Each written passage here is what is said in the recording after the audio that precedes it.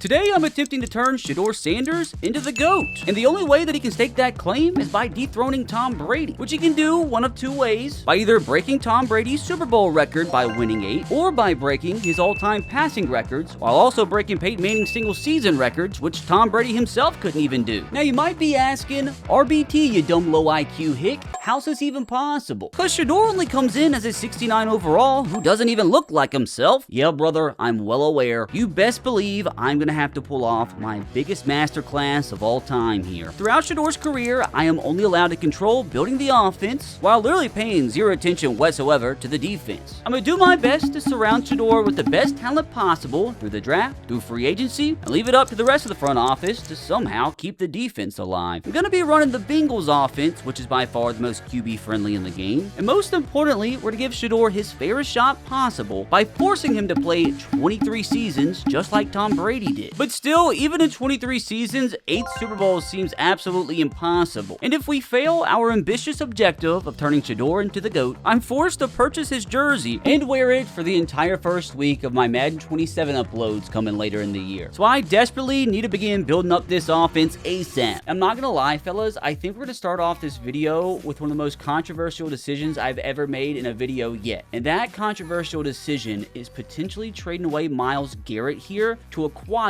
some good offensive talent. He's 29 years old, which means he is going to start to regress every year. I mean, he's still going to be Myles Garrett, but I think it might be best for today's challenge and for Shedeur's career if we go ahead and get ahead of the curve by trading him away and getting the best talent in return possible. Because I'm sure with him being a 99 rated, there's some incredible players you can bring in. Like, get a good running back in James Cook. Probably look for a receiver. Like, the best receiver, CeeDee Lamb, is an option, plus a first-round pick, so we probably could maybe get CeeDee Lamb and George Pickens at the same time. Lane Johnson, he's too old, though. We need somebody young, like CMC, he's too old. We need somebody that could like be a #1 receiver for Shedeur for the next 10 years. Could be Brian Thomas, which are also sending in 2 first-round picks. AJ Brown, who's on the Patriots, and a first-round pick with him as well. Zay Flowers, not a bad option. Chris Olave, Jackson Smith, and Jigba. Oh, hold on a second, brother. We could possibly bring in JSN on his rookie contract. He easily could be Shedeur's #1 receiver for the next 10 years. I might actually have to do this. I mean, like, yeah, Shedeur has his young rookies in Casey Concepcion and Denzel Boston, but dude, that's just not good enough right now. I feel like we just have to give Shedeur a superstar, dude. That would be an incredible start to building a team around him. I know it would suck to lose Myles Garrett, but like right now, I don't care about our defense. It's all about surrounding Shedeur Sanders with the best players possible. And like, I wonder if I could go ahead and trade away Deshaun Watson too for something. Let's focus on one thing at a time here. Seattle Seahawks potentially giving me JSN, which we'll have to pay him probably $1 billion in 2 years, but I think it'll be worth it. I wonder if we could also maybe bring in somebody else like Nick Emanwari. Would be incredible to just be a throw in the deal. So I guess we can try it, which it is so close to being accepted, dude. What would it do if we also brought in like DeMarcus Lawrence to replace Myles Garrett for at least the next season or two? Yeah, it kind of went backwards a bit, but dude, if we add these two guys right here, at least our defense would get a decent boost, and he'd probably be our starting safety for the next 10 years. But again, all I care about is JSN here. So what if we did go ahead and just throw in Deshaun Watson, get that $36 million cap hit off our books, submit it through, trade, I don't think it moved, to be honest. Maybe get rid of Cedric Tillman here. Oh, it is so close. Fellas, it's about to get crazy around here, as this might actually be the biggest trade in NFL history, but we have just swapped Myles Garrett, Deshaun Watson, Cedric Tillman, and a 6th-round pick for JSN and Nick Emanwari. Oh my God, what a start, boys. What a freaking start. There's also some good free agents that we could sign to maybe help him out this next year. Like, honestly, maybe signing Joe Mixon here to a 1-year contract and let Judkins behind him progress a little bit. Maybe this is the best option for the offense. Again, I can only control offense here, so maybe go ahead and help the offensive line a bit. Sign Kevin Zeitler, probably got another year or 2 left in him, but not bad at all. 89 rated right guard. And honestly, should we just say screw it as well? Go ahead and sign Taylor Decker since we have the money. Let's do it, boys. You know, screw this. Just keep building the old person's home. Let's give Shedeur his best shot possible at being successful in his first season. I mean, that's a pretty good freaking offense, boys. And you know what? I wasn't going to do it, but let's go ahead and make it a little bit better. I know he might have one leg in real life right now, but screw it. Let's sign Tyreek Hill for at least a season. I mean, a one-legged Tyreek Hill is probably better than Jerry Jeudy anyway. So as the mastermind behind this operation, I feel like I couldn't have done a better job setting Shedeur Sanders up for success here in his first season. We brought the offense up to an 85 rated, which is now time to see if all of that was worth it. And despite only being a 69 rated, surely I've put him in a situation where it's impossible to fail, right? Also did feel like it was important to note that all the in-season contract negotiations are going to be handled by the CPU as well. So that might end up screwing us. But it's my duty today to make sure I find a way to make it work.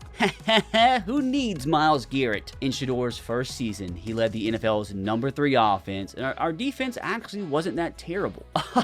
Let's go, dude. Even as a 69 overall, the offense was too good around them. 5,100 yards, 44 touchdowns to only 14 interceptions, dude. I'm actually so excited to see how much that overall went up this season, but we'll check in just a second. The running game had Joe Mixon, like, in this offense. We're not going to run the ball a lot, but 17 touchdowns is still extremely, extremely solid. Now, through the air, he had JSN, dude. I feel like it was worth it. I feel like trading away one of the greatest, if not the greatest pass rusher of all time was worth it to give Shedeur Sanders this kind of production. Him and Shedeur are going to make some magic happen these next 10 years, boys. 132 grabs, 1,700 yards, and 16 touchdowns. Tyreek Hill, 1 leg and all, 1,200 yards, 7 tutties. Jerry Jeudy, I was talking crap about him, but hey, 10 touchdowns, 930 yards, and 57 grabs isn't bad at all. Harold Feenan, I feel like he's also going to make a great connection with Shedeur over the next 10 years. Now, a little unfortunate that since we did acquire a lot of talent offensively, especially at receiver, our young rookie receivers, Casey Concepcion and Denzel Boston, who didn't even make the list apparently, they didn't get to progress at all the rookie season, so that's a little unfortunate. But at least, though, Shedeur's career got off to a great start. Hold on, I do want to see, though, like, what happened to Denzel Boston? Like, surely he didn't get cut off the team. Oh my god, he got cut off the team. Why? Where is Denzel Boston? Like, did we just experience the first death that ever happened in franchise mode? Because the guy just disappeared. I'm not gonna lie, brother, I'm actually a little concerned for his safety. When did he become a Saint? Like, Shedeur could have used him over the years, man. Legit doesn't even say he got traded. I'm confused, but I suppose we just move on. Now, we do need to at least keep track of the defense periodically to, like, see how they're handling that side of the football, because if we're gonna win Super Bowls, we still need a good defense, although I don't have a say in it. So, like, our pass rush outside of Myles Garrett, like, wasn't the greatest, although Alex Wright stepped up in his absence pretty diligently. 10 sacks in the year for like a 74 rated edge is not bad at all. But we do have to hope that somehow, some way, if Shedeur can win 8 Super Bowls in his career, that the CPU, that the front office can find a way to replace that Myles Garrett production. Like, what are the realistic odds, though, that he gets Super Bowl number 1 in his first season? Which, hold on a second, wait. Did he win MVP? Shedeur didn't.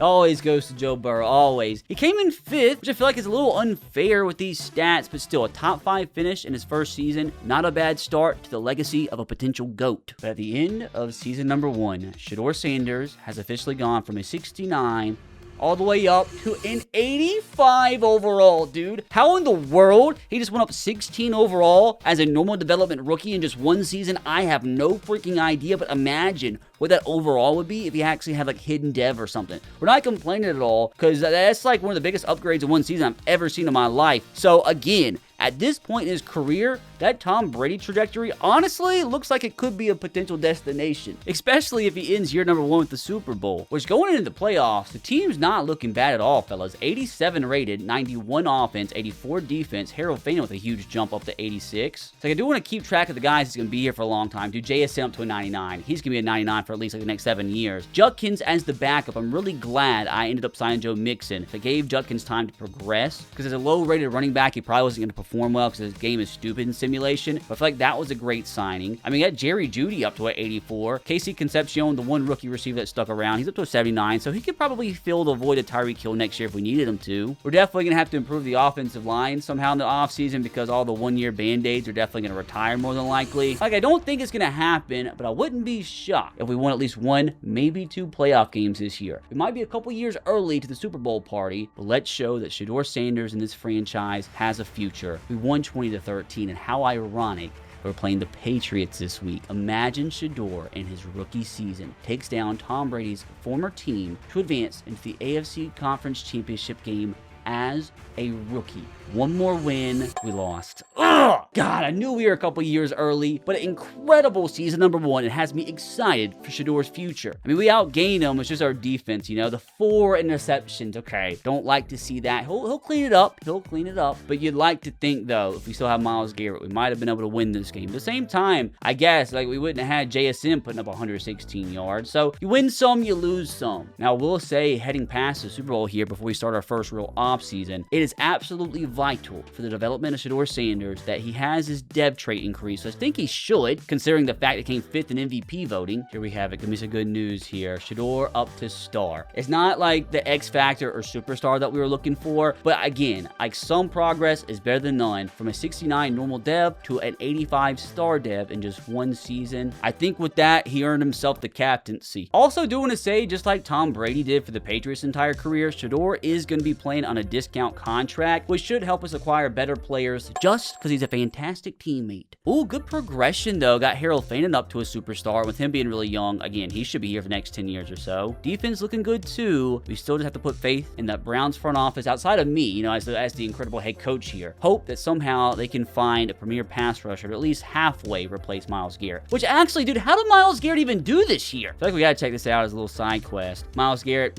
different defense, still puts up 19 sacks. Not to mention, he was the NFL sack leader, defensive lineman of the year, defensive player of the year. Dude, I'm such an idiot as well. I completely forgot to note that he did win offensive rookie of the year, which is kind of like a Mickey Mouse award because he's not really a rookie, but the game says he's a rookie, but we'll still take it though. And this is funny too. Like, I don't know if this is just indicative of how bad the Browns franchise really is, but in his first season, Shedeur has already broken the single season passing yard and passing touchdown record. And the same thing from JSN. Now, this is definitely not going to be fun in a couple seasons where we got to hope the front office locks down JSN long term, but at least in the interim, they did pick up his 5th-year option, which is valued at freaking $35 million, which we still got about $100 million to spend in free agency, but I have to be very tricky about the way I approach this, which is funny because I could try and bring back all the players that we lost that we just signed on 1-year contracts. And you know what? I think I'm actually going to offer them. Offer Tyreek a 1-year deal, which is not going to fly, so I'm actually going to have to bump that money up. I don't mind paying ridiculous money for just 1-year contracts. We got to spend that money somehow. It's just, I just don't think it's going to work. Wait, why did his top offers go down? I just gave him another contract extension and it literally, like, all the 5-star offers just went away. Like, what does that even mean? I mean, I'm not complaining, but what I'm going to do now is give Kevin Zeitler a 1-year deal. Looks like we're the only team actually competing for his signature. I'll do the same thing with Taylor Decker here. 1-year offer for him. And I think what I'm going to do to give my front office the best chance possible to try to improve the defense, although it's not really a good free agency or anything, I'm going to leave them $23 million in cap room. And from here, we're just going to simulate to the draft, which we won't know if those players that offered signed until the end here. But at least this will give the front office somewhat of an opportunity to sign some defensive players, which with the money going down, I do think we signed at least a couple. We ended up signing just Kevin Zeitler and Taylor Decker, which, I mean, at least for next season, the offensive line should still be okay. Still wouldn't mind draft another really good receiver. And again, I can't take any defensive players in the draft, so I'll only probably make a pick or two. But really got to hope in the defensive picks that the front office can find themselves a gem of a defensive end, which this 2027 draft class is absolutely freaking loaded. And apparently, we are picking 14, which I completely forgot. We actually have 2 first-round picks this year. Got pick number 25 and pick number 14. It has us going defensive players with both picks, but honestly, I know here it would probably be best if we did go edge rusher, get Boubacar Traore, but I think what we're actually going to do to set Shedeur Sanders up even more, I think we're going to try and trade up from 14 to maybe 8 and try to grab Cam Coleman here. Like, the dream would obviously be trying to draft Jeremiah Smith. That's probably not going to happen. So I'll see if maybe we can trade a 2nd-round pick, maybe a 3rd-round pick, move up from 14 to 9 or maybe 14 to 8 and grab Cam Coleman and pair him up with JSN and have maybe the best 1-2 punch in football for the next decade. And then hopefully with the next pick, let the CPU try to help out on defense. Which I wonder if we should go ahead and try to make the trade here. I suppose we should go ahead and just like skip ahead and make sure he doesn't get snagged within top 5 before I make a stupid trade. All right, just following the mock draft pretty closely.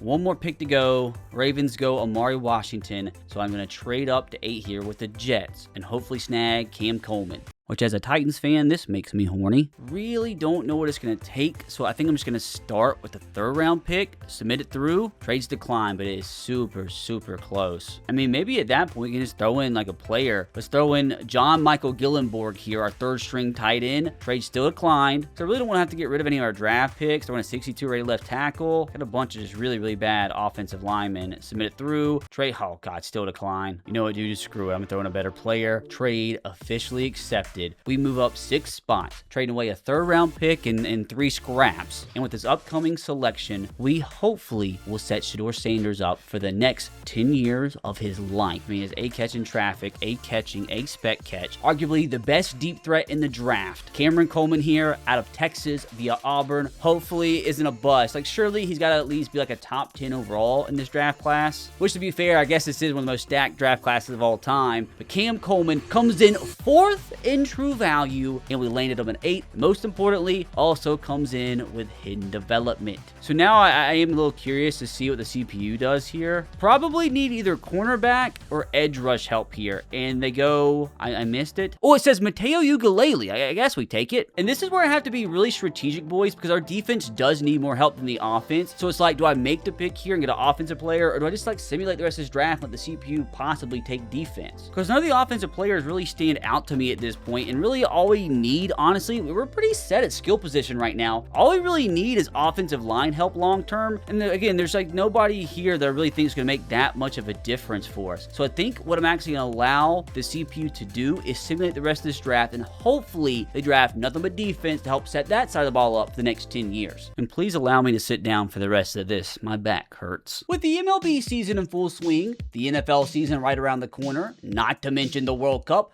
that'll be the perfect time to tell you guys about my special hookup with today's sponsor, SeatGeek. True story. You know how I just said you can get World Cup tickets on SeatGeek? That's exactly what me and some of my YouTube pals already did. We already got our World Cup tickets on SeatGeek. It'll be a fun time, But it's not just sports tickets that you can get on SeatGeek, as there's over 70,000 different events listed on the app. You got comedy shows, concerts, music festivals, obviously sports, and more. With over 35 million downloads, SeatGeek is the planet's #1 rated ticketing app. Now, I know I already mentioned that I already got my World Cup tickets on SeatGeek, but it goes deeper than that. I've gotten every single ticket to every single sporting event I've attended since 2019 through SeatGeek.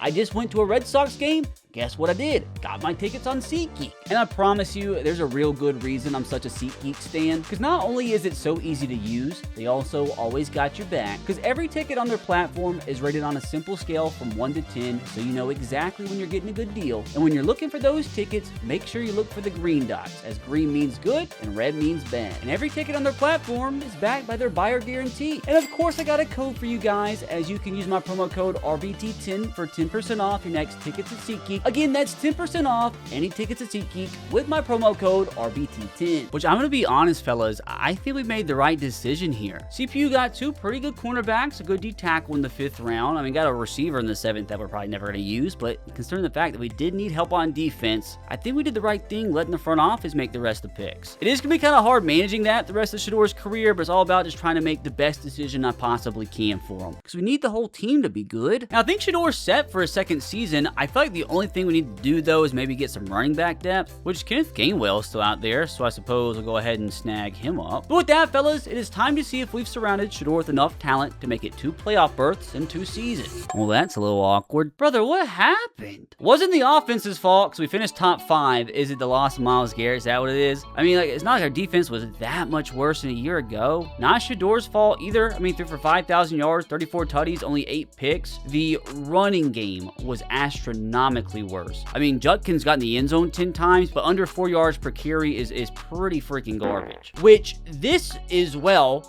definitely not what I expected.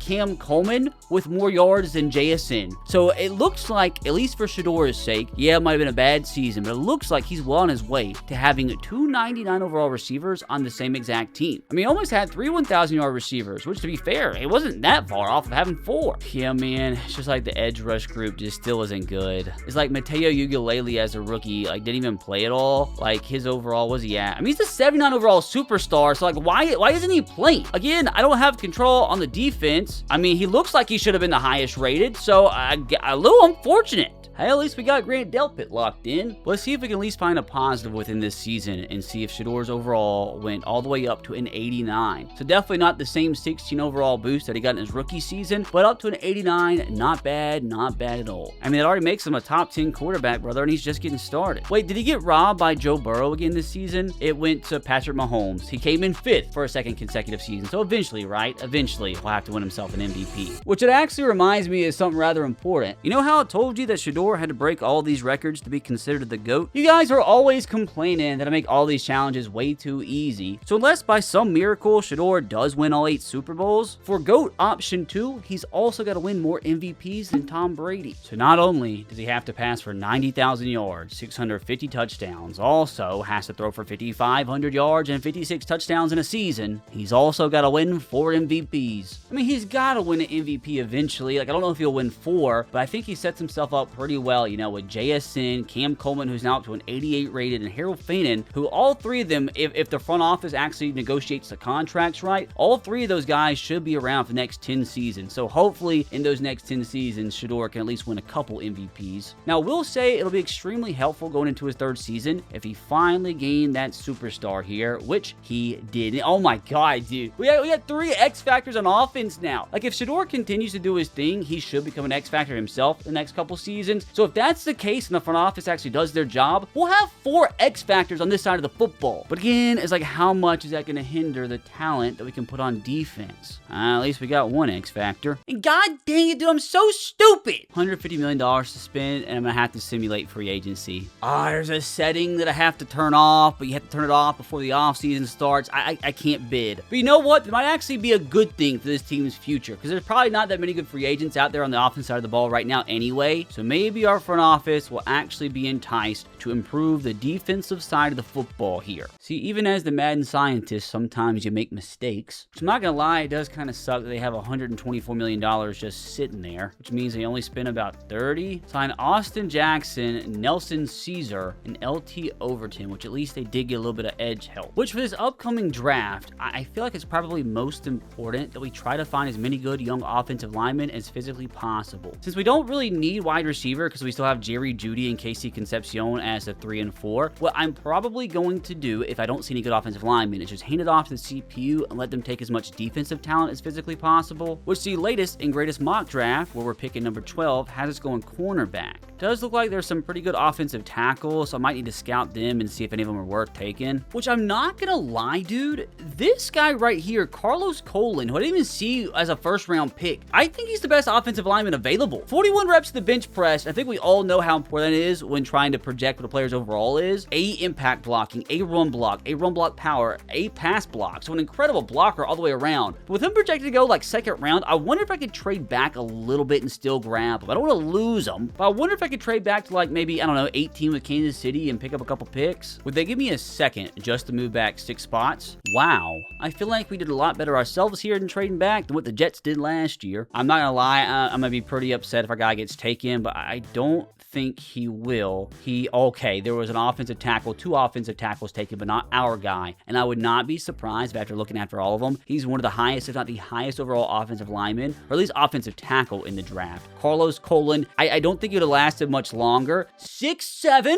Perfect, 340 pounds, 21 years old out of Boston College. Hopefully he can be the right tackle for the next 10 years, protecting Shedeur Sanders. He is going to come in 7 in true value. Got him at 18. Incredible pick, especially knowing he comes in with that hidden development. So let's see, fellas, if we can continue to build this offensive line here. Looks like a lot of freaking running backs went here in the 2nd round. Back-to-back running back picks, so it might be a stacked running back class. If I'm really going all out, I might just go ahead and draft this center, Keelan Robinson. He doesn't look like amazing or anything. He looks solid enough, though, to be a 2nd round pick. I mean, a bunch of A's across the board. I don't think he's good at that offensive tackle. He's projected around 3 to 4 player. Doesn't mean anything, though. Keelan's going to come in 50 in true value, so not an incredible value pick, but not horrible either. Hidden dev, he'll be good for us. I honestly might trade down again. trade back 14 spots. The Bills literally just gave me a 2028 3 and a 2029 4. The guy I want, I feel like is still going to be available here, which it looks like he is. He honestly might still be available if I waited another round. I might just let the CPU pick here, actually. Let them hopefully get some defense if we advance the pick. What are we doing here? Who we take, Roger? I'm stoked about it, apparently. That's definitely not an offensive lineman.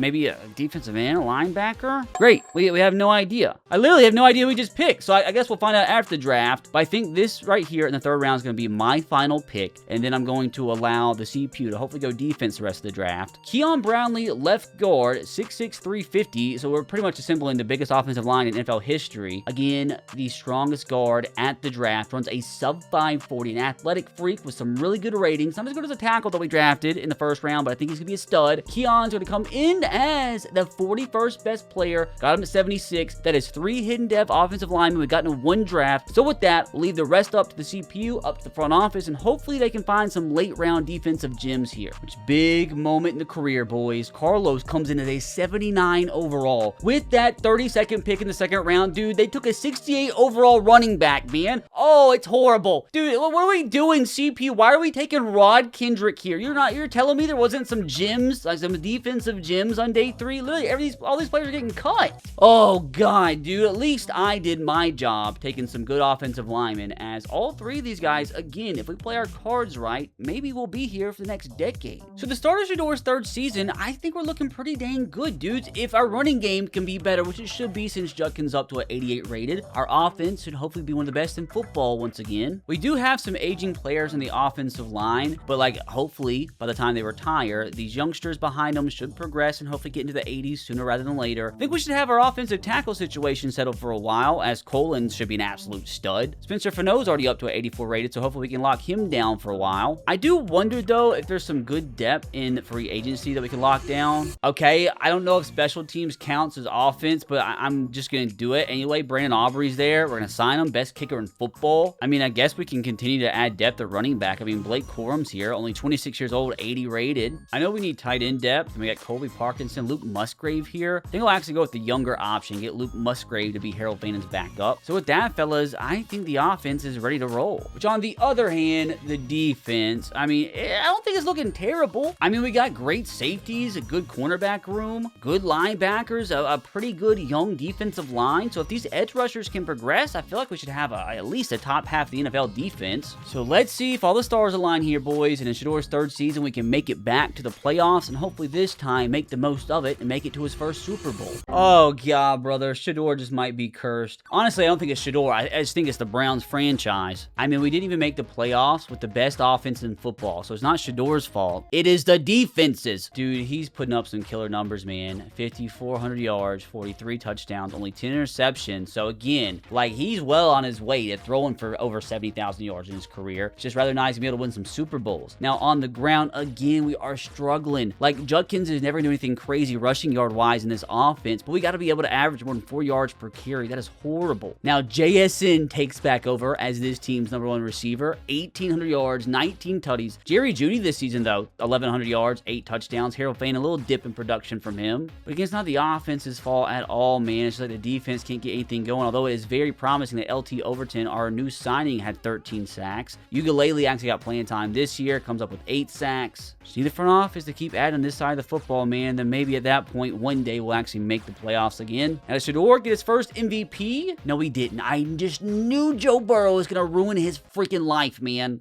Second this season. It's like at this point, if we're going to win 4 MVPs and pass Tom Brady in that category, it's like somebody's going to have to cause a leg amputation for Joe Burrow. That's like the only possibility. Literally had 400 more passing yards than Joe Burrow with the same amount of touchdowns, yet the game still gives it to Burrow. I mean, this guy literally gives the Madden simulation system the biggest hard-on ever. At least he's going to die soon, which after getting beat out for MVP, Shedeur is up to a 92 overall, so slowly but surely creeping into the mid-90s. Incredible news that is probably going to bankrupt us, but JSN, as a wide receiver, just signed a 6-year, $265 million contract Denzel Ward's coming back, our only X factor on defense. JOK's healthy now, 4 years, 50 mil. Jerry Jeudy, 3 years, 35 mil. We pretty much re-signed everybody that we needed to re-sign. It's just like, I don't know if I'm going to have any disposable cash now for the offseason. But at least that should mean that Shedeur's going to have JSN as his #1 receiver for the rest of JSN's career. I mean, he's almost a 99 everything, dude. I do, though, need to know what's going on with his hair up there. It's a little freaky. Dude, it's time to stand back up because sitting down's been bad for us. It says we have $130 million salary cap, but I just don't think that's right. I think we're going to simulate past the Super Bowl, and that might actually dip down into the negatives. Wait, I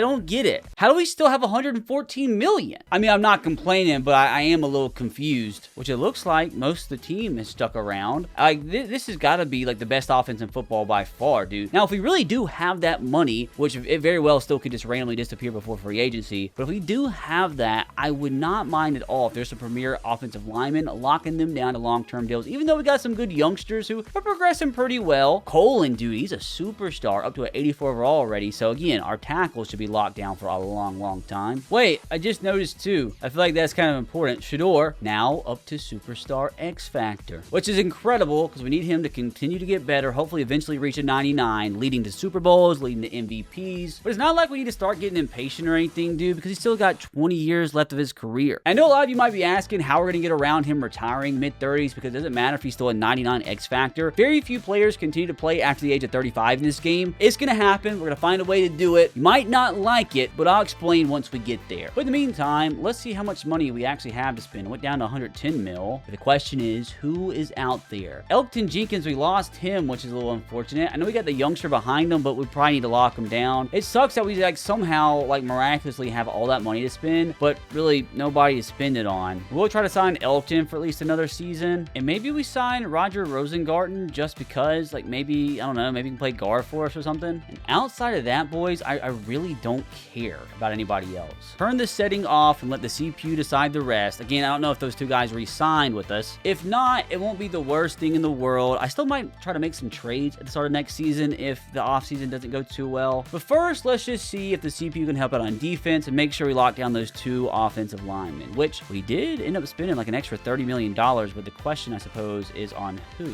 Okay, that was it. It was just Rosengarten and Elgton Jenkins. The CPU didn't help me out at all. And it's like, with that being the case, and us up to this point in the offseason not improving the defense at all, when we had one of the worst units in football last year, it's like, I don't know if the best course of action here is just letting the CPU draft this entire time, or like, do I do some scouting and see if there's like a player that we absolutely can't pass up on here in the first round. I will say, fellas, the more I scouted, there's really nobody that I feel like is a generational player here. This guy's a fast wide receiver, but there's no good linemen. There's no good wide receivers that will help us. I feel like it's more important to take a shot on our front office actually finding themselves a generational defensive player here. Whether or not that potential player is here, I don't know, but I think it's in our best interest as a team, as a franchise, and for Shedeur Sanders to simulate this bad boy and hope to God that our front office, that our CPU can find themselves some defensive gems here, because we cannot win a Super Bowl with one of the worst defenses in football. All right, don't let me down like you did last year. We got a 76 overall cornerback. We got a 75 rated Sam linebacker in the 3rd round. The rest of the draft was kind of stinky outside of this decent receiver we got in the 6th round. But all things considered, I know like there's some garbage players that'll probably just get cut, but this was not a bad first 3 rounds. Like 3 players that'll probably end up starting for us. Now, looking at the offense headed into Shedeur's 4th season, I really wonder if it would be in our best interest, since we have so much money apparently to spend, if we traded a future 1st round pick for an upgrade alongside the offensive line. Like, this guy's probably going to end up taking over at center eventually, and I think Rosengarten's fine at right guard for now. Kicked him inside because, I mean, this guy's going to be our starter for the next 10 years at right tackle. But I wonder if, like, we maybe ship Zion Johnson and potentially a 1st round pick for hopefully like a 90+ rated offensive guard. And honestly, something else that we could do is maybe also go ahead and trade away KC Concepcion, because, or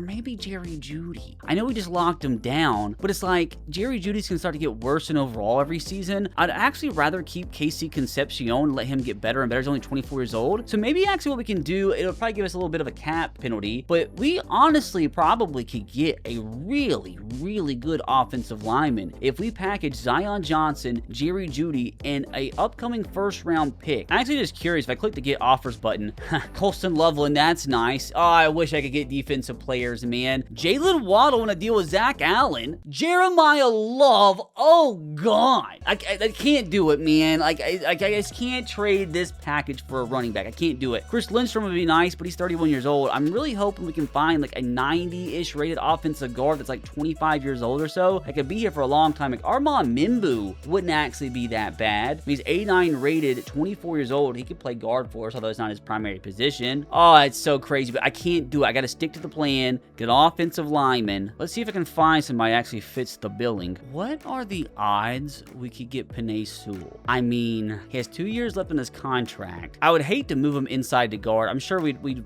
find a way to make it work. I mean, he'd probably be here for, he's not 25, but he'll be here for another 8 seasons or so, maybe 6 seasons. I really don't know. They're not going to be, no, I can't do it. They're in negative cap space. It sucks. So maybe that means, though, when the time comes, they're not going to be able to re-sign him. We can get him out of free agency, maybe? Because it's just like, I can't find the perfect fit here, man. Joe Alt might actually be our best bet. He's 25. He has 1 year left on his contract, though. So that means we'd have to give him a contract extension worth a ton of money. Screw it, dude. Let's try it. Let's actually see if we can get this trade done without the first round pick, since he's on a 1 year contract. Normally, they trade those players away for rather cheap, and these two guys are locked down to long-term contracts. We'll try it. Just kidding. They can't freaking accept it. Stupid. Hold on. What if we actually got really, really crazy here? What if we did throw in that first round pick, but we also got our Marion Hampton? This is wild. Now, I don't know. Like, that's kind of a wild trade. Judkins has 1 year left in his contract. Maybe if we make this work, they still, hold on, what am I talking about? They still can't afford it. Can't even get Tyler Booker, who also want. It's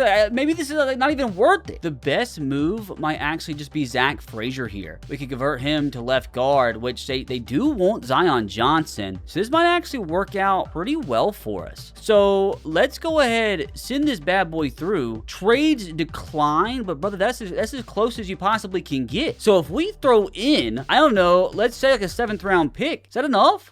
Brother! I mean, to be fair, dude, that's a 7 overall boost we just got at left guard. Now, I know we had to get rid of Jerry Jeudy, but I don't feel like long-term that hurts as much, because maybe we could lock down Concepcion long-term. He's got 2 years to catch up with Jerry Jeudy, which we probably will, since Jerry Judy's going to go down and Concepcion's going to go up. But brother, with us coming in as a 92 overall team with a 95 offense, it's not even like our defense is bad, man. Like, our defense, I mean, as an 89 rated, has got to be one of the best in football. Not performing like it, but hopefully they will this year. Surely, this team, one of the highest rated in football, don't miss the playoffs for the 3rd straight season, right? If so, dude, maybe the Browns really are the most cursed franchise in football. Now, that's what I'm talking about. Now, pretty rare that only 12 wins earns you a first-round bye, but we'll take it. That's the first-round bye of Shedeur's career. He somehow won a tiebreaker between 3 teams. But again, man, sometimes it's better to be lucky than good. Hopefully, though, being able to skip that first-round game will be enough to propel us to a nice playoff run leading to Shedeur's first Super Bowl. Best offense in football, we gladly take it. And defensively, we were at least a little bit better. I mean, he had to have won MVP with this season, right? There's just no way. He put up 5,600 yards, 47 tutties, and 8 interceptions with a 72% completion percentage and did not win MVP. I actually refuse to believe it. Best season of his young career by far. Now, on the ground, Judkins is still terrible, man. 3.8 yards per carry. I understand he doesn't touch the ball a lot. That's not helping his team at all. It doesn't make any sense. He's 24 years old, 92 overall, has the JSN hair thing going on. As a 92 overall running back, man, it's just like you gotta put up better numbers than what he's doing here. Not helping the team at all, but we'll have to see if the front office extends them or not. Now, let's see. 3 receivers with 14+ hundred yards. I've genuinely never seen such like this in my life. Literally every rebuild, every career video, every franchise video I've ever done, I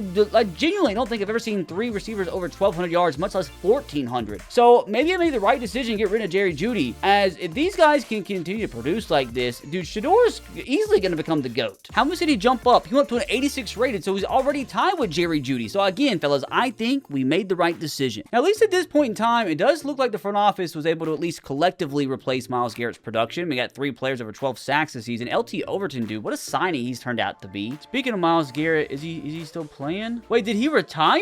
No, he's still on the Seahawks, but he's kind of washed, boys. So, did I make the right decision trading him away immediately? I mean, 12.5 sacks, don't get me wrong. If that's your wash season, you're probably the best pass rusher of all time. But he's still a 98 rated, but I feel like, honestly, JSN has been more impactful for us. But let us see. NFL MVP this season goes to Shedeur Sanders. It's about time. Suck it! That's his first of 4 MVPs that Shedeur needs to pass Tom Brady. Also, do think it's important to note that with this season's performance, performance, he did break Peyton Manning's single-season passing yard record. It is going to be tough, though, to throw for 56 touchdowns in a single season, but if anybody can do it, it's this guy. But let's see if he can cross his first MVP and first Super Bowl out in the same season. Come on, give me an easy matchup here in the divisional round. We get the Colts. Now, just out of pure curiosity, like, who do the Colts even employ at quarterback at this point in time? They still have 99 Jonathan Taylor. Darian Mensah, just like we all expected. Now, surely after a 3-year playoff hiatus, Shedeur doesn't get knocked out in his first game back. Oh, it's so funny, dude. 42-21 win, and yet again, we get a Shedeur Sanders versus Tom Brady's former team matchup. Oh, this time, I hope we actually come out winners. 42-21, though. Let's focus on the positives, not stress out just yet. I mean, we put up 500 yards of offense. Shedeur went off with 404 yards, 3 touchdowns, the best playoff game of his career yet. Wow, dude, look what happens when Judkins actually runs the football positively. JSN balling out, Casey Concepcion balling out. Good game from Cam Coleman and Harold Fannin. Now, can he do it one more time? Get past the Patriots to what would be their first Super Bowl appearance in franchise history. It's about freaking time and well-deserved. 35-21, we take down Tom Brady's former team quite comfortably. Another 400-yard performance. Good game from Shedeur. Dude, it's like if Judkins could just run the ball like this the entire season, I'm not kidding you, dude, we might go 17-0. Cam Coleman balling out. JSN, another good game. Let's do it one more time here, boys, and crown the Cleveland Browns Super Bowl champions for the first time in their career. But for Shedeur's sake, hopefully not the last. Now, unfortunately, I do feel like with the Browns organization being pretty cursed, it wouldn't shock me if they squandered their chance of winning their first ever Super Bowl to a 9-8 team. Which, who is the Rams quarterback at this point? Is it freaking Ty Simpson? Yep, that's 94 overall Ty Simpson at that. Still got 99 Puka, 99 Trent McDuffie, almost a 99 Jared Verse. Max Claire's turned into a beast. So it's gonna be tough, man, but at the end of the day, I think we have enough to get it done here. I mean, like, we look at our team, dude, at the end of the season, we are absolutely freaking stacked. We're up to a 94 overall team, 97 offense. Like, there's potential. If we can lock down enough players, we could build a 99 overall offense around Shedeur. I mean, we even got Concepcion up to a superstar. I mean, there might be actually a point in time where Shedeur Sanders has 4 X factors just to throw to. But even freaking Dylan Sampson's made it to an 87 overall as the backup running back. This offense is thriving, and it's time to thrive for at least one more week. 38-21, it's been done. Shedeur Sanders wins his first ever Super Bowl MVP. I feel like it's been a long time coming, and I'm glad that we got over the hump here. But unfortunately, because of this freak, Shedeur has still got to win 7 more. And again, I genuinely have no idea, don't understand how we have $85 million sitting there still, but I'm not complaining whatsoever. This is so funny. We got this stupid glitch, I think, where we can't even upgrade JSN anymore. Oh, yes, we can. Yes, we can. What do you mean we don't have enough skill points to purchase the bucket, dude? He clearly has a bucket he can still upgrade. See, it frustrates me so much. Because you see, he still has stats that he could, like, clearly upgrade, but, like, the game just doesn't let you. Which is kind of nuts to me because JSN, I mean, he's still got a lot of juice left in him. He's 27 going on 28. Like, he still has a few years to get better. And like, as you obviously see here, he's already maxed out the bucket. But following Shedeur's Super Bowl win, he is now up to a 96 overall, slowly but surely creeping up to that 99. And oh my God, like, I don't get, I genuinely don't know how he still have 80-something million left after re-signing all these players. I'm not managing the contract negotiations, so I don't know if the front office is just working magic, but we literally just locked down Harold Fannin for another 3 years, Judkins for 4 years, Mason Graham 3 years, Denzel Ward another year, Tyson Campbell another year. And again, somehow, some way, we still got $85 million to spend. And like, I really don't know where to upgrade the offense. Like, eventually we're gonna have to get a better center than Elgton Jenkins because he's gonna start to go down every year in overall. Like, if worse comes to worse, we got a bunch of youngsters progressing behind them. But you best believe if this upcoming offseason there's some sort of superstar offensive lineman that hits the market, I'll pay him $1 billion if I got to. And hold on, speaking of the front office, I hadn't actually looked at the defense in a hot minute. Like, if they can keep these guys together and keep on building, they're doing a pretty goddamn good job, although they really haven't done much themselves. I mean, literally all they've actually done is draft Ugalele and sign LT Overton. At least they're keeping the squad together because, I mean, I don't know how this isn't a top 10 defense. If these guys can keep progressing and keep locked down, we honestly might be at the start of a dynasty. Money went down a little bit, but we still got 80 mil. Who's out there for us, though? Nick Bosa, Quinn Miners. You remember me telling you guys I would definitely offer the motherload if there was a premier offensive lineman. Now, Amon-Ra St. Brown is there, but I don't think I can do it. I mean, like I already got Cam Coleman. We already got Casey Concepcion. We already obviously got JSN. I feel like it's just a little bit overkill because eventually the money is going to run out. Like, apparently we didn't re-sign Dylan Sampson, which I'm glad for him, you know. He's an 87 overall. He should be a backup. There are some good defensive players, though, like Josiah Stewart. Got Kyler Gordon there that we could potentially sign, but it's going to have to be left up to CPU. I did just notice, though, we did let Elgton Jenkins go. So that's not good. That's not good at all. More of the reason, though, that we need to lock down Quinn Miners here. Oh, 3 years for a 30-year-old. I mean, if that's what it takes, that's what I'll do. He's being a little stingy. That's still not enough to be his top offer. Told you guys I would offer the mother load. There it is,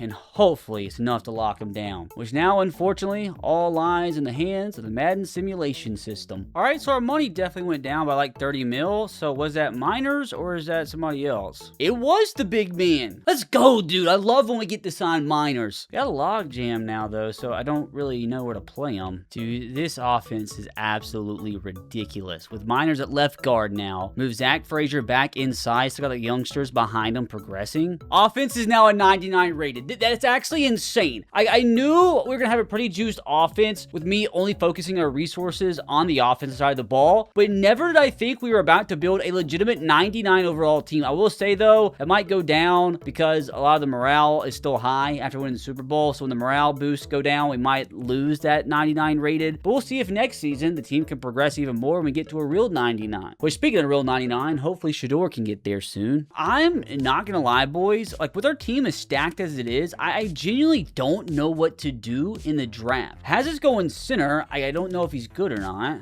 It makes it tough because, again, it's like I just don't know if since we have such a good core on offense, if we should allow the CPU yet again just to make every pick, and hopefully it's nothing but strategic selections on defense. Because like if I'm making the pick, all I know what to do is maybe draft some young wide receivers that could progress, and maybe by the time JSN starts to fall off, could take over. But then it's like, do we give a backup receiver contract? I'm in a really weird spot. It's like, maybe do I get a running back that could eventually take over for Judkins? But at the same time, too, like Judkins is only 25 years old. Don't know what to do, boys. I'm stressing. Hold on. I might actually go center with our pick, but it might not be the guy the mock had us taken, because this fella, Darnell Tyson, 41 reps of the bench press, means he's going to be an absolute stud. Good ratings outside of maybe finesse. Not the most finesseful guy in the world. Good thing I'm not a female because I don't care about finesse, and Darnell is going to be the pick here. I guess we're just getting an entire backup offensive line so they can progress slowly throughout the years by the time our old guys retire, but he's going to come in. I didn't think he was that good. Top 5 in true value. He is going to have hidden dev, 93 strength, and Iowa offensive lineman. You just know it's always going to hit. But I will say, boys, we probably do need the CPU just to go defense the rest of the draft, because I think we have a lot more question marks on that side of the ball than offense. Oh my God, that's one of the biggest disasters I've ever laid my eyes on. This right here is how you ruin the chance of building a dynasty. Like, if it wasn't for the 79 rated center I got, this is literally one of the worst drafts I've ever seen. Taking a 64 overall player, literally an undrafted value player at the end of the second round, that is gross. It's like a front office just out partying in Cabo the entire offseason. They were not doing any scouting because TJ Stevens was not it. Oh, do I even want to check the draft board? It's probably going to make me mad. Oh, we took the only sub 70 rated player in the second round. That's great. There was a good tight end could have got, good backup. There's good corners, a lot of good tight ends in this draft. And of course, we have to pick the worst player in the entire draft, which is fine though, because we head into Shedeur's 5th season here, boys. I was wrong. We are a real 99 overall team. Screw the morale boost. But genuinely, this offense is in such a good spot, boys. Like, the entire offensive line, we should be able to stick around for probably another 3 seasons before everybody starts to go down a little bit. But even behind them, got the youngsters progressing quite a bit. Casey Concepcion, like, I know he's probably going to need a new contract here soon, but it's good to know he's up to an 86 rated superstar. I do always want to scour the free agents while we can, since we have a little bit of money. I can't sign defense. Maybe I could sign Terry McLaurin as like a 4. I mean, it wouldn't hurt to bring his experience to the team. Maybe win him his first ever Super Bowl, because I feel like he deserves it. Could use a good backup running back, so I suppose why not sign J.K. Dobbins since we lost Dylan Sampson? And I mean, I guess while we're here, since we can do it, why not build the best running back room in football? ball, even though we don't run the ball much. Sign Ray Davis here. Because it's like, up to this point, man, we've actually gotten really lucky with the entire cap situation. I don't know how we still have so much money, but we do, and hopefully we can continue to take advantage of it. And eventually, we're not going to be able to afford to re-sign some of our core pieces and hopefully win a couple Super Bowls in a few seasons so we can start to creep up on Tom Brady. Man, I'm not going to lie, like only 11 wins is a little disappointing for having a 99 overall offense. Was it the defense again? It definitely wasn't the offense since we finished #1 in football. I think it's the best offensive finish we had yet. Defense, we were about the same as what we were last year. I mean, Shedeur, he continues to get better. I mean, 5,600 yards, about the same as last year, which is just insane. 51 touchdowns, a career high. Keep in mind, we still need them to somehow, some way improve even more and get to 56, but we'll take that. On the ground, Quinshaw Judkins by far the best season we've seen from him. 18 touchdowns. Shedeur probably would have broke the all-time record if freaking Judkins didn't steal so many touchdowns, but it's so weird how you see a player break that barrier out of nowhere. It's like he was terrible, and then like he hit a certain overall threshold. I don't know if that was like 92 or 93, but all of a sudden he starts averaging, almost starts averaging 5 yards per carry when he couldn't get 4 before then. No, he added minors, but like I don't think a minor makes that much of a difference. If so, he needs to be locked up in a Supermax penitentiary. Now through the air again. That is so weird, but so awesome at the same time. We have 3 receivers over 1,000 yards, 3 receivers 1,440 yards or above, and 3 receivers with over 13 touchdowns. What in the world? I have never ever seen this before, as I told you guys, and now we've seen it 2 seasons in a row. God, I hope we can keep these guys together for a little bit longer. It just depends whether or not we can lock down Casey Concepcion. Now let's see blocking. I mean, we only allowed. I mean, that's okay. Spencer Fano need to be a little bit better, but I mean, at least we're doing okay blocking. Now, okay, maybe this is why we struggle a little bit this year. Remember last year we had 3 players over 12 sacks. This season didn't have a single over 10. So a little disappointing there, but I think we still have enough on the defense side of the football to hopefully lock in, maybe make it to another Super Bowl. Surely he won his 2nd MVP, right? He did. Shedeur Sanders, 2 MVPs in back-to-back seasons. Suck it again. The big question is whether or not he has made it to a 99 overall already. He hasn't, but he is so close all the way up to a 98. Maybe with a little Super Bowl run here, he can get there. Wait a minute. Casey Concepcion up to an 89 rated with his morale boost. And Cam Coleman also up to a 99 rated. So we not only have 2 99 overall receivers right now, we're very close to having 3 over 90. And if he gets locked down to a contract extension, we will. And he'll probably get up in the mid-90s at this rate, which we should have already locked down a couple players this season. Cam Coleman, okay, we had to have run out of money. We had to, because that's our 2nd receiver that has got a 6-year, $266 million contract. And what's crazy, if you look right here, guys, Jamar Chase just got 4 for $169. Cam Coleman is our 2nd receiver, making $100 more than Jamar Chase. Like, you look at this, I cannot believe we just got Casey Concepcion. That's almost like a 10th of the total value of freaking Cam Coleman's contract. So we at least have the band of brothers together for another 3 seasons. Mateo Ugalele got a decent contract extension. Tyson Campbell coming back. Grant Delpit, I think that's the 2nd time he's got a 3-year deal. But there's just no way, right? There's no way we're going to have $100 million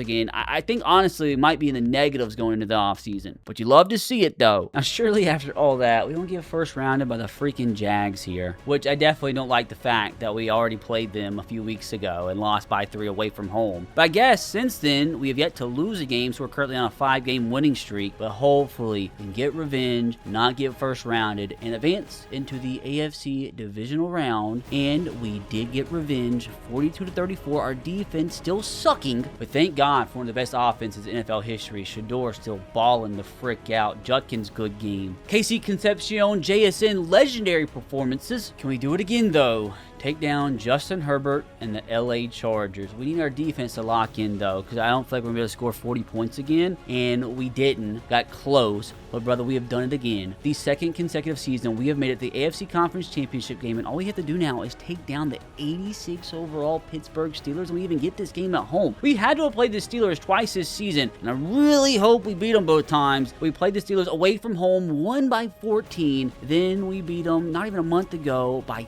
10. I'm telling you right now, if we swept the Steelers in the regular season both times by double digits, only to lose to them in the AFC Conference Championship game, I will be upset. Let's go back to back here while the window's open. Yes! It's been done, fellas, as a rather disappointing regular season ends in a Super Bowl berth. I knew throughout that regular season we hadn't played up to our full potential, and we showed that here in the playoffs.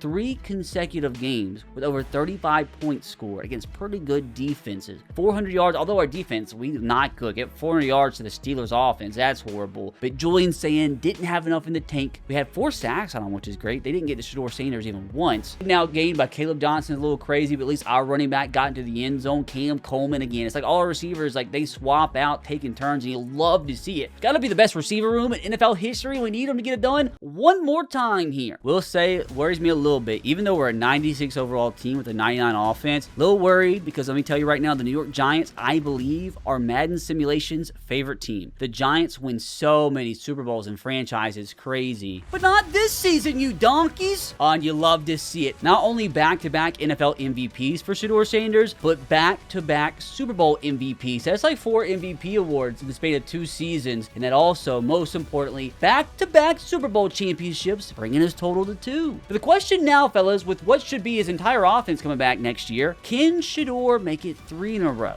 Before we get into the offseason, should have some big news. Shedeur Sanders is this offense's 4th 99 overall player. We got Shedeur. JSN, we now got Casey Concepcion as an X Factor who hasn't hit 90 yet. But brother, at the same time, a little disappointed that Harold Fano went down to superstar. But I have never seen a quarterback have 3 X Factor receivers to throw to. But to be honest with you, it's not surprising. Also, I will say I've never seen an offensive lineman progress to X Factor. That's like extremely rare. But hey, Quinn Miners, love to see it. Even our backup center, who I don't even think has played a snap yet, he became a superstar. I will say it started off rather slow, but Shedeur up to a 99 going into his 6th season, 2 Super Bowl rings already. Maybe, just maybe, he can pass Tom Brady and truly become the GOAT. I do feel like I might be helping out the offense a little bit too much. So what we're going to do is in a couple seasons, we're going to make it a little bit harder on us and leave it up a little bit more to Shedeur. We'll cross that bridge once we get there. Again, I genuinely don't understand how we still have $50 million. Like, that literally makes 0 sense to me. I don't know if like our front office is somehow manipulating the cap like Howie Roseman, but it's crazy. Like, it went down to 47 mil, but from what I can see, we haven't lost any starters. Okay, we did lose Denzel Ward, which does suck. He was like our only X factor on defense, so that's a little disappointing. But outside of that, we haven't lost anybody on defense either. Now the thing is, it's like, do I even sign anybody offensively? I don't feel like it's worth it. Like, maybe I sign Ahmad Hardy here. Like, hear me out for a second, because for some reason running backs don't ask for any money at all. Maybe actually no, because Judkins is only 26. I was about to say if he was like a lot younger than Judkins, I could maybe get him for a steal on a 7-year contract, but even that's not worth it because Judkins is 26 and 5 overall higher than him. I really wonder if I hang on to that money, but then I feel like it's pointless. I know it seems dumb not to offer anybody with this 48 mil, but there's no offensive players that I feel like it's worth it. Like, even Mimbu here, he's fantastic, but he's only 2 overall higher than our 24 overall right tackle. So again, I might leave that almost $50 million to the CPU, and hopefully maybe they can actually sign me and Sword of Lane here. That'd be nice. And yeah, kind of as expected, our money stayed the same. We didn't sign anybody. And again, just like last year, the big predicament is like not knowing if I should just leave the draft up to the CPU. They were horrible last year. Garbage. But it's like, should I just keep giving them chances at the entire draft to keep adding defensive players? Because we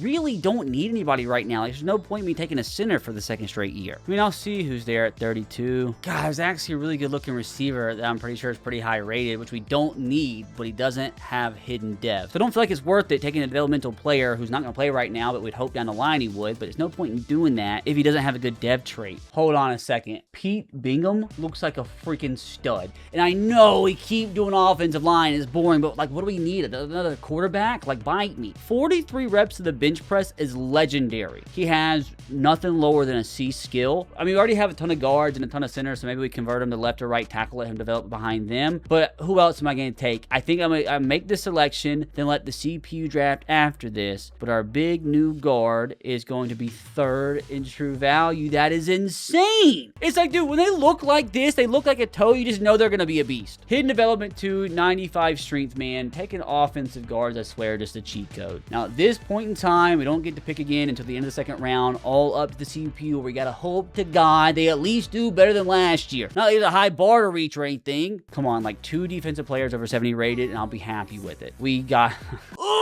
It's like such a tough decision to be in, man, because it's like we don't need any more offensive players, so I feel like it's a better option to leave it up to defense. But it's like, is it really the better option when everybody sucks? It's like, oh, great, you laid a 170 rated receiver in the 4th round. I'm sure that's going to help out a lot. It's like, I know our team is still stacked, man, but like the back-to-back really bad draft classes are going to hurt us down the line abso-freaking-lutely. But in the meantime, we are going to be converting Pete here to a tackle, which actually upped his overall somehow. Again, fellas, this will be going into our 2nd straight season where our offense starts the year as a 99 overall. It's like if the defense can just come, if the defense honestly could put together a top 10 season, we like more than likely go 17-0. And it just doesn't make sense to me that they're performing so poorly, because like they look actually really talented. Keep in mind, boys, we had a pretty disappointing regular season last year, all things considered. Only 11 wins with a 99 overall offense. Hopefully we can play up to our potential this regular season and hopefully show that we are ready to make our 3rd consecutive Super Bowl. I mean, did we just like not try in the regular season? It doesn't make any sense. 11 wins for the 2nd straight year with a 99 freaking offense. And yet again, the #1 offense in football. Defensively, it's like, I don't get it. Why are we dead last? Okay, so Shedeur's pushing 6,000 yards a season. That's good to know. 46 touchdown passes, so actually went down from last year. I'm wondering if that's because, nope, Judkins didn't go off. He actually had less than 4 yards per carry, which doesn't make any sense at all, because last year he had 4.7 yards per carry, and like our team didn't get any worse. So what the frick? Oh, this game is stupid. Anyways, though, you see, like this is why it's gonna be so tough, man, because like 6,000 yards, but only throwing for 46 touchdowns. I mean, that's still phenomenal, but I just don't know. Like, it's gonna take a super lucky season to be able to break that Peyton Manning single season record. Blitz through the air. All right, not shabby, not bad at all. JSN 140 catches, 1,800 yards. First season in 3 where we didn't have 3 1,400-yard receivers, but it's still pretty good. Still pretty good. And again, man, I don't know what happened to like the results from a few seasons ago where we had 3 different edge rushers with over 12.5 sacks, but unfortunately, this is the 2nd straight year we didn't have anybody get double digits. But I'm assuming, you know, almost throwing for 6,000 yards, Shedeur Sanders, yet again, for the 3rd straight season, wins NFL MVP, which means he's already tied Tom Brady. That tackle is up to an 85 rated as a rookie, and he's the freaking backup. Why the game always auto puts the backup right guard as the starter is beyond me. I mean, we got a backup 86 rated center. We got a backup 85 rated tackle. Like, even if we lose some of these linemen, dude, we are set for years to come. You know, with the good vibes right now, fellas, I think I'm just going to actually full send this straight to the Super Bowl here. Can we officially make this bad boy a dynasty? Or are we going to have our hearts crushed? Oh no. We got 1st rounded.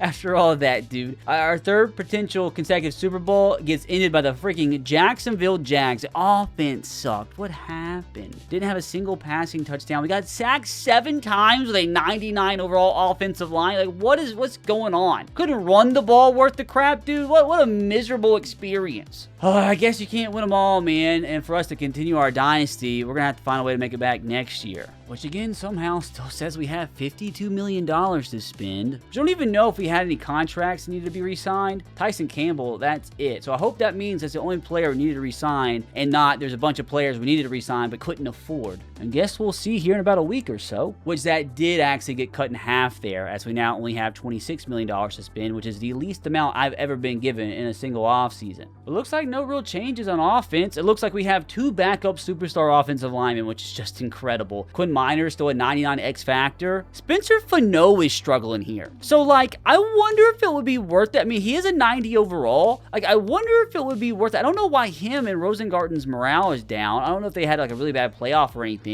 The morale is super down. I wonder if it'd be worth it to like go ahead and start this rookie and maybe get rid of Fano maybe next season. Maybe trade him for somebody. I don't know. So I really don't know what else there is to do for this team. Wait, hold on a second. Did I just see what I thought I did? Is literally a 3rd string running back's a superstar. Like, how does that even happen? Let's see if they can pull off some magic again. Actually not, because the salary cap just went down even more. I don't know if we're even going to have enough money to sign like a really good player that would make a difference for our offense, because for somebody to be able to make a difference for our offense, it has to be like a 95 rated. Which, to be fair, there's really nobody I care about anyway. I would like to say I would hope that the front office could actually like sign one of these decent defenders, but more than likely, they're probably not gonna. What a surprise. Okay, definitely the most interesting mock draft I've seen in a hot minute, because it has us going tight tight end, which just doesn't seem like a need. Which he's still got 4 years left on his contract, so I don't know why it would make sense to draft a tight end in the first round. We'll just see how the board falls to me. If there's really nobody I like, I might actually give the CPU a chance to draft in the first round for the first time in a couple seasons. Yo, this receiver actually looks pretty good. And I think he fell through the cracks a little bit because he didn't have like good physicals at the combine. Like, nothing looks good here. But you look at his skills. I mean, A deep and short route running is pretty incredible, combining that with A catching. And he's good. He's like a good, incredible spec catch guy too. So I think I'm just gonna pull the trigger. He does have good development as well. So eventually we're probably gonna lose Cam Coleman. I think we've gotten lucky to even keep them around as long as we have. So we'll go ahead and draft this guy because he will be able to develop for a while behind him for at least the next 5 years. So we're gonna take Lorenzo Coates. Don't know how good he's actually gonna be. I'm assuming maybe top 10 caliber, or how about top 3 again, man? Yeah, we're just getting lucky. Getting the number 3 player at wide receiver is nuts at this point in the draft. Hidden dev, not the fastest, but dude, Lorenzo Coates here, another stud wide receiver in the Shedeur Sanders Cleveland Browns pipeline. Now with that, let's see if the CPU can finally break their curse and for the first time in 3 drafts, get us some quality defenders. A lot to love, a lot to like about this draft. Lorenzo Coates was an 81 overall receiver just sitting there at pick number 23. We actually got a decent 71 rated will linebacker in the second round, a bunch of garbage in the mid rounds, but hit pretty strong on round 6 and 7 with a 74 rated D tackle and another good center to add to the O-line. Man, I just absolutely refuse to believe here that a team with a 99 overall offense is only going to win 11 games for a 3rd straight year. I feel like we're due for something nuclear, which again, I wanted to check free agency. And like, I mean, Zach Charbonnet's just sitting there as an 86 rated, so I guess we can sign him to be our backup running back. I wish I could sign defense because he got 2 88 rated just sitting there for no reason. God, there's so many good players just like not signed for some reason. But with that though, man, let's simulate through this season. Hopefully Shedeur can break some records and let's get closer to that 17-0 record that we actually deserve.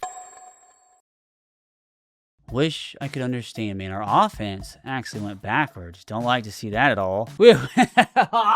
So close. So close to that single season passing touchdown record. I'm telling you, if he can't get it done with the receivers that we have now, I don't know if it's possible. 52 touchdowns, 8 picks. Still a great year and should be enough to win his 4th MVP passing Tom Brady. We'll see in a minute. Judkins, 5 yards per carry. It's more like it. More like it, pal. Now, Cam Coleman, for the first time in a long time, leading the team in receiving yards. Casey Concepcion leading the team in receiving touchdowns. We love to see it. All 3 receivers got to lead in the category. JSN got receptions. It's like, we got to share. And oh God, I mean, I know we finished dead last this year, but at least I remember what it feels like to have a double-digit sack guy. And let's see it, man. Surely with those stats, Shedeur won his 4th MVP. And yes, he did. Officially meaning he passes Tom Brady. Which, speaking of Tom Brady, I wonder how close he is to his career record. Oh my God, not even close. 30, like not even halfway there. 38,000 yards, 317 touchdowns. Like, that's insane. Thomas. Like the fact that Shedeur Sanders has thrown for almost 5,000 yards every year of his career. He's like not even halfway there yet. Now, since full sending it didn't work last year, I suppose we're just going to go one by one, see if we can get past Pat Mahomes, who's washed at this point, and the Chiefs, 33-27. We get it done. Get a home playoff game here against the Dolphins, who actually look stacked themselves, 92 rated, but we got a 95 over here. Home playoff game. Let's get it done again here, Shedeur. 42-10. All we have to do now is take down Joe Burrow in the Cincinnati Bengals,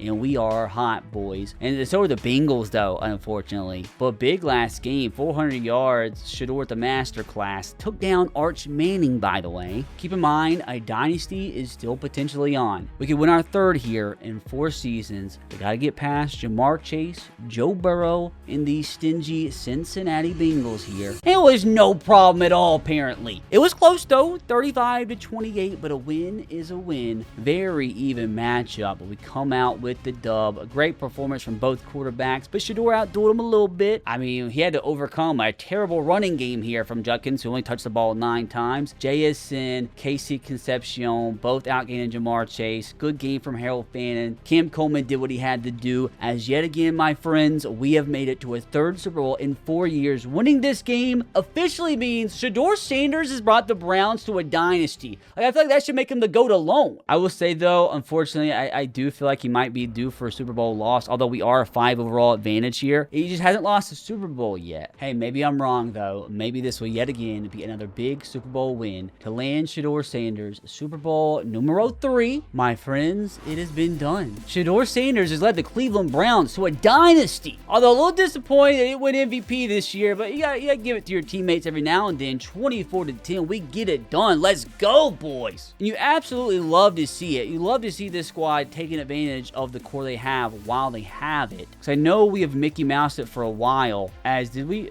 lose? Oh God, we lost minors. That's great. As I was saying, we're gonna eventually lose some of our core.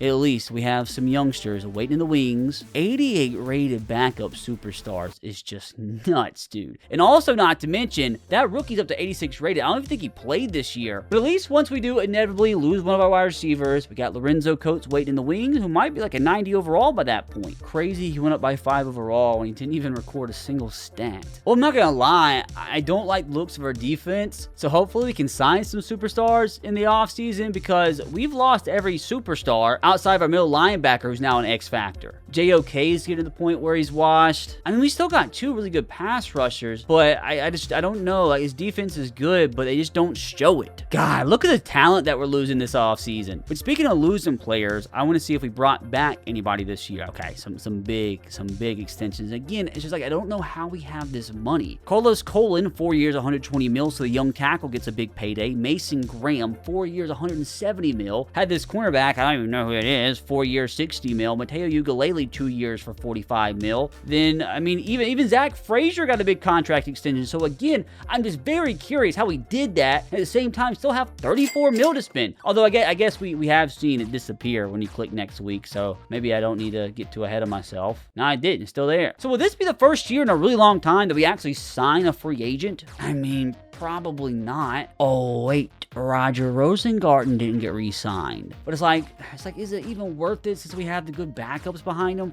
Honestly, probably not. Like, I feel like I should probably save that money so next year we're hopefully able to re-sign somebody else instead. Like, no point in signing Devonta Smith, no point in signing this fullback, although I feel like it'd be funny. He's only asking for $4 million a season. Do I do it? Do I lock down an 89 rated fullback for 7 seasons? I want to do it. Like, surely nobody else offers him, right? Yes, we're his only offer. Tyreek Scott should be ours. But yeah, brother, I think the solution to losing Roger Rosengarten is as simple as converting Darnell Tyson here to right guard, which actually went up 1 overall from the conversion, which means it's actually a slight improvement. And now that I'm thinking about it, though, we did lose 99 Quinn Miners. So I'm actually wondering if it's time to go ahead and convert Bingham over to left guard. Let him start for us. And maybe he'll also get a boost at left guard. He did, brother. Let's go. So, like, yeah, we did lose 2 of our offensive guards, but I still think we're fine. I know Bingham's not a 99 or anything, but I think he'll do a decent job. Our team is still a 99 overall, even though we lost a 99 overall player. Just, again, is another indictment of how good this freaking team is. Which, actually, let's get through free agency and see if we got that fullback, and maybe our front office signed defenders, which they didn't because our money didn't go down at all. I think we did get that fullback. Come on, give me the good news. Yes! See, dude, at least that looks better. And it's still crazy to me. This backup running back is still a superstar, though he's like hardly putting up any stats. Now, again, another year, another draft that I don't know what to do. Has us going left guard, which honestly probably wouldn't be the worst thing in the world. Damian Childress here. Oh my God. 46 reps of the bench press. This is like probably the best player in the class. So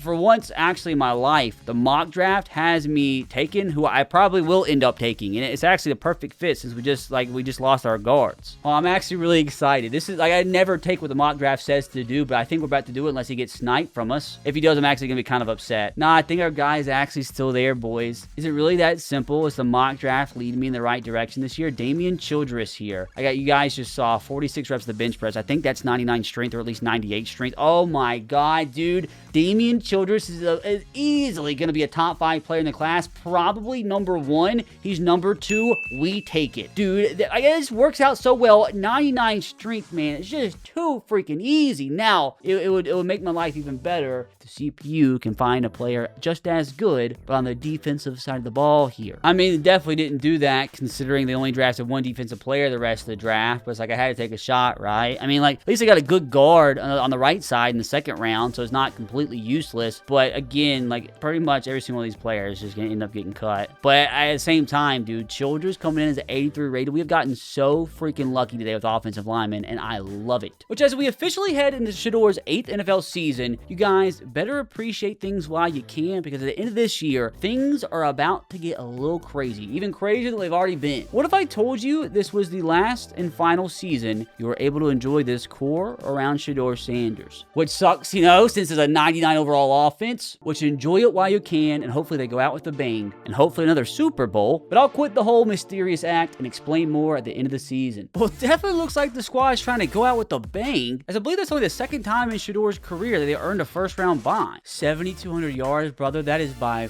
far the most we have ever seen. Defense sucks again. Also, the most points scored. Before anything, let's check. Shedeur won MVP. That is MVP at number 5, tying Peyton Manning for the most all time. So at the same time, you think he's probably going to beat Peyton Manning's MVP record, but how did he do it? He did it by putting up the best season in NFL history. Like, I don't know how to speak. Like, what is this? Like, how am I supposed to react? Like, I'm 31, I can't bust. Like, it just gets to clap, man. Respect. Respect, respect. I don't think you'll ever see a season like this ever again. 6,200 yards, 58 touchdowns, while only throwing 3 interceptions with a 72% completion percentage. I think it's safe to say with that performance, boys, he broke both of Peyton Manning's single season passing records. Which, okay, I suppose we also had this spoiled, as it looks like Cam Coleman also had a pretty decent season. Wait, who the frick is this guy? First of all, on the ground, Judkins with a pretty good season. Like, imagine hitting Vulture 11 those touchdowns away. Like, Shedeur could have thrown over 60. That's, like, so incredible, dude. Like, poor KC Concepcion. It's his first time in a while. He didn't have 1,000 yards, but it's all for a good cause, as Cam Coleman almost had 2,000 yards, 26 touchdowns. JSN, 1,700 yards, 17 touchdowns. Harold Fannin, like, he's been so consistent, dude. At tight end, he's had like 700, 800 yards a year. So shout out him as well. I don't think he ever made it up to a 99 rating. He's at a 97. He's probably going to start to go down here soon. But, dude, what a career this guy's had. Love this guy. Bowling Green legend. Would you look at this, brother? It's been a minute, even though we still had one of the worst defenses in football. I don't know how that works. But despite that, for the second time today, we had 3 defenders, all with over 12 sacks. So literally, after the best offensive season an NFL team has ever had, you would like to think they can make it all the way to the Super Bowl here and make it 4 Super Bowls in 5 years. We have a lot better luck when we do it one by one, so let's see if we can do it again against the Chargers, who are 9-8. After putting up 7,200 yards, if you lost to a 9-8 team, that'd be a little depressing. So let's get it done. Let's get this W 28-17, and all we have to do is beat another 9-8 team to advance into our 2nd Super Bowl in a row. I mean, if you win Super Bowl here, I feel like Shedeur Sanders has already gone on a better run than Tom Brady ever has. But let's quit the talk and quit the yapping. Let's hopefully get past the 9-8 Texans. That would be, like, this would be one of the biggest upsets in NFL history here. Like, this would be, like, the biggest heartbreak of the video. And we had our heart broken. There's no way. I refuse to believe that. You should never, ever be giving up 550 yards of offense in a game, dude. There's no way we have 500 yards to CJ Stroud, man. Oh, dude, poor Shedeur. That is gross, dude. So freaking gross, and it doesn't even make sense, dude, because our defense isn't bad. But with this, boys, I do feel like it is the perfect time for a reset. And you might be asking, like, RBT, what the frick are you talking about, brother? Well, it all goes back to the mere fact that we've got to find a way to have Shedeur Sanders play 23 seasons to match Tom Brady, and at his current rate, it's not going to happen. He's going to retire in 3-4 seasons because this is a dumb game. I mean, we literally still got 16 seasons left to go with Shedeur. So what we're going to have to do to make this possible, we're going to have to reset Shedeur's age all the way back to 20. And with this being the case, him reset all the way back to 20 years old, I think he's proven that he should be able to handle things on his own for a while. Like, what better way to prove that you're the true GOAT than to continue already one of the best careers of all time without yours truly manipulating the system? So what we're going to do from here, fellas, is simulate 10 years into the future. And of course, with us simulating 10 years, I'm not controlling the offense. It all comes down to the CPU, and Shedeur's going to have to deal with whatever they do. So of course that means the Band of Brothers will be no longer at the end of this simulation. But Tom Brady certainly proved that he could continue his success with a new supporting cast every couple of seasons. So let's see if Shedeur here can do the same, while maybe adding some more Super Bowls to his total in the next decade. So not gonna lie, it's midnight. It takes forever to simulate. You see the little red mark on my cheek? That's because I fell asleep in my chair. this is simulating, so yeah, that's fun. Hopefully it was all worth it, and hopefully Shedeur went on another generational run this past decade. He's 15-2. He's 15-2. Is that not the best season he's ever had? That's nice to know. Also nice to know they have negative salary cap, so that Mickey Mouse-ness went out the window. So like the first thing we gotta see, dude, is how the team is even looking at this point. Like obviously there's no more original Browns on the team. He is still a 99, and he's got some. Wait, Cam Coleman's still here? Yo, hold the freaking phone for a second. Cam Coleman is 37 years old. Brother, I have never, ever in my life seen a receiver play this long in Madden. Holy freaking crap, dude. I've done career after career after career video with receivers, and they have never, ever made it past 34, much less 35. I don't know if the game's glitched or something, but Cam Coleman's lasted longer than anybody I've ever seen in my life, including myself, which doesn't mean much. Down to 86 speed, dude. He's still killing it. I want to see his stats, man.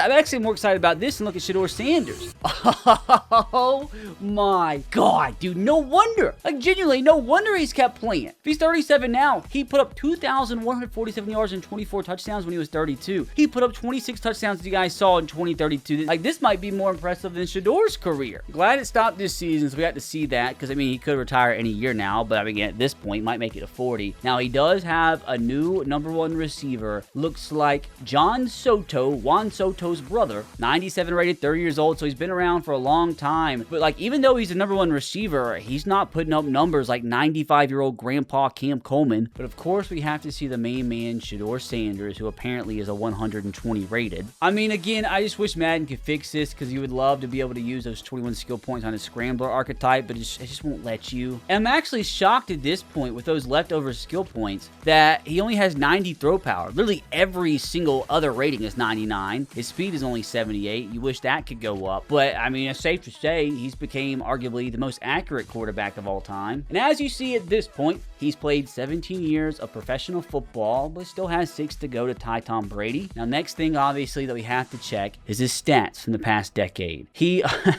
hold on a second, dude. Like, so he's never thrown more than 58 touchdowns, but can you believe it that he had 3 consecutive seasons where he threw for more than 6,000 yards? There's never been anything like that I've ever seen in my freaking life, dude. That's actually insane. I'm assuming this is about where Jason retired, which is why the stats went back down to like 5,000 yards a season. But how insane is it that, like, even including his rookie season, Shedeur Sanders has never threw for less than 5,100 yards in a season. He's never threw for less than, what, 34 touchdowns a season? It's literally the most insane thing I've ever seen. He still has 6 years to go. And just curious, yet again, wins another MVP, which at bare minimum means he broke the all-time record, got past Peyton Manning, and he now has 6. But, like, I have a feeling, like, I don't know for sure, but, like, part of me thinks he's probably won, like, 15 MVPs at this point. Which, oh, I didn't even think about this. I'm glad he's still a Brown, because he had to assign a contract extension, which I didn't manage. So that would have sucked if it got to this point he wasn't a Brown anymore. But I guess it wouldn't have mattered, because, I mean, Tom Brady didn't play for the Patriots his entire career. He's made 15 Pro Bowls in his 17-year career. Surprised it's actually, honestly, not 17 Pro Bowls. He's led the league in passing 5 different times. He won MVP in 2028, 29, 2030, 2031, 2032, 2033, 2034, 2038, and 2039, and 2040. I might have done the math wrong, but I think that's 9. He's about to be the first ever player. He still has 6 years to go, so he is going to be the first ever player to get 10 different MVP awards. Like, the main question at this point is if he's won any more Super Bowls in the past 10 years. And it wouldn't shock me if he did, since they're still going 15-2 on the year. Now, I do want to see if, like, it's even realistic that they win it this year, which, I mean, that's a dumb thing to say. They won 15 games. I just need to look at the defense. I mean, they got 3 X factors, and that's a lot better than they had previously. Their defensive tackles look kind of weak, but, dude, like, this is easily a Super Bowl caliber team here. So let's go ahead and actually simulate this bad boy to the Super Bowl, see if they make it, and afterwards, see how many, if any, Super Bowls they've won in the past decade. I mean, for all we know at this point, dude, Shedeur Sanders has double-digit Super Bowls. And they did make it. That's so funny, actually. Against the Cowboys, who they've already beat in the Super Bowl before. That's so funny. They beat the Chargers bad, got past the Broncos. Let's see if he can make it at least Super Bowl number 4, which would have him halfway to the that 8 Super Bowl target. This would be the first time he's ever lost a Super Bowl, which would be a little disappointing. And my disappointment is immeasurable and my day is ruined. He got beat by Will Brown. Oh, man, that sucks. I mean, hey, even Tom Brady lost a couple. Give Shedeur a break here. Even though 14 points is kind of bad. So he didn't win his 4th this prior year, but let's see if he won 4 and maybe even more in the prior 9 seasons. So in 2033, Vikings win. JJ McCarthy gets on the board. 2034, that is Super Bowl number 4. Shedeur Sanders, with his 3rd Super Bowl MVP, takes down the Giants 34-20. So that's at least 4 Super Bowls. So if he would have won this last year, it would have been 5. So in 2035, he loses Super Bowl. So he does have 2 Super Bowl losses. I mean, if he would have won them all, that could have been 6. How about in 2036? Goes to the Jets. Nicholas Schilling, by the way, wins Super Bowl MVP. 2037, Ravens win. 2038, Rams win. 2039, Texans win. How about the last 2 years? 2040, the Cowboys win. And in 2041, the Packers win. So at this point in time, fellas, Shedeur Sanders has won the Super Bowl a total of 4 times. He has to somehow, someway, win 4 more Super Bowls in the next 7 seasons. Which I'd like to think there's a possibility, considering the team's still good enough to go 15-2. I do need to see, though, did Cam Coleman finally retire? That would actually be so depressing. Yeah, there it is. 17 years, the National Football League. The best receiver in NFL history, by far. Which I do have to say, very interesting. I accidentally clicked on the Bengals, and it looks like Lorenzo Coates, our former first-round pick receiver, he retired a Bengal. He probably put up 1,000,000 yards there. But, dude, I know this is a Shedeur Sanders GOAT video, but I think we've also at the same time created the GOAT receiver. But that, unfortunately, means, my friends, somehow, some way, they're going to have to replace that insane generational production. If not, they're not going to be able to win more Super Bowls. And obviously, the big problem that we've never faced before is that we started the offseason with negative $6 million in cap room, which could change after some of the retirements. So we're going to definitely have to focus on the draft. Unfortunately, it has us going left tackle. I really hope that there's a wide receiver at that point that we could take. But the goal for this offseason, boys, what we're going to have to do with all the players that we've lost, the goal, since Shedeur has to play for at least another 6-7 seasons, the goal is to build the team around him as good as we possibly can to simulate the rest of his career and hopefully help him by building up this offense enough to give him at least a shot to win 4 Super Bowls in 7 seasons, which would just be absolutely insane. Which something we do have to do to make sure he doesn't retire before he gets to that 23-year mark. We are going to reset his age back to 26, which should be the last time that we have to do that. But it's like, I don't know how to build this team without any money. I don't know where 30 mil just spawned from, but I'm not complaining. It does give us a little wiggle room to sign some free agents, which I don't know how much like 30 mil is actually going to get us, but there's some talent here. I mean, Mark Moyer is not really going to help us long term, but I don't know. He could be a good Cam Coleman replacement for maybe the next 2 years, which will give him an offer. I mean, I suppose it'd be worth it to sign a good guard for at least just 1 season. And with their only offers, so surely they both sign, right? All right, so I suppose good start of the offseason, although I really don't know if that helps us out long term. But what will help Shedeur out long term is this here NFL draft, which literally is 0 clue to I'm telling you, this game my Xbox broke? Hello? Well, fellas, video over, apparently. Like, Jesus, dude, like, get it the frick together, EA Sports. I'm scared to pick again. I might have to buy a new Xbox. I'm not gonna lie, boys. I just looked at, like, all these receivers that could potentially be first-round talent, and they all suck. I would not be surprised if every one of the receivers left on the board was, like, less than a 71 rated, maybe 72 rated, and I'm not taking that into the first round. Now, somebody I am interested in is Jeff Lang here. He lacks discipline, though. I didn't see that when I was looking at him. He's so fast, dude. He's got good skills.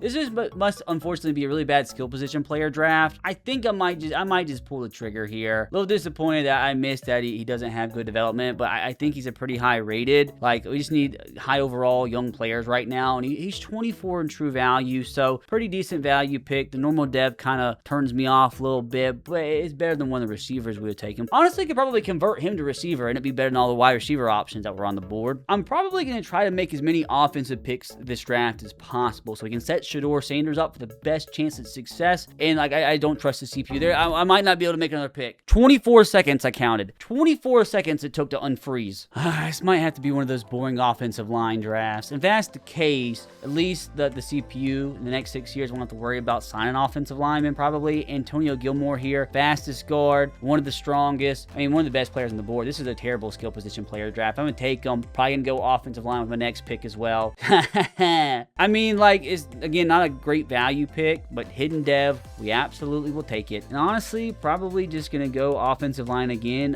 if I get to make the pick. Literally 31 seconds. 31 seconds that took. I already see who I'm targeting here. It's a projected undrafted free agent in the 3rd round, but I already know he's a beast. Good discipline.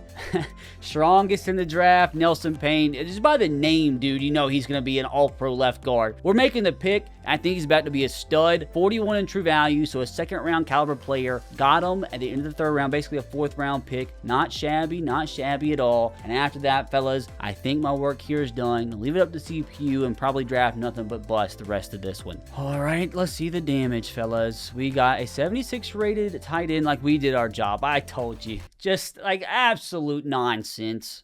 Which I'm looking, man. We are missing a right tackle. Which going into next season, we have negative $3 million of salary cap. Let's see if that fixes itself here. $8.42 million. I mean, I suppose it's better than nothing. Is that enough to potentially trade for a right tackle? I wonder if we can trade a 1st round pick for like a half decent right tackle and a good wide receiver. Like Jerome Powell here seems like a really good candidate. I wonder if we could get him and one of his receivers. Probably can't get the 96. Don't really want the 84. There's got to be a better option, right? I think this is the one. Quinn Columbus. Again, that just sounds like an all-pro caliber tackle. And Gavin Green. What are the... Oh, we can't afford it. God dang it. I forgot about that. Do we have any players that are like super expensive? John Soto, his cap hit is 52 mil? Hold the freaking phone, dude. Like, should I get rid of him? 52 mil that's insane. Maybe I get rid of him and like just bring in 3 players in return. Like, hold on a second, brother, because we could be cooking. Like, I'm throwing the tight end. I know we already have one. Ben Aguayo's not that good, though. So I wonder... That's the problem, though. They literally can't afford John Soto here.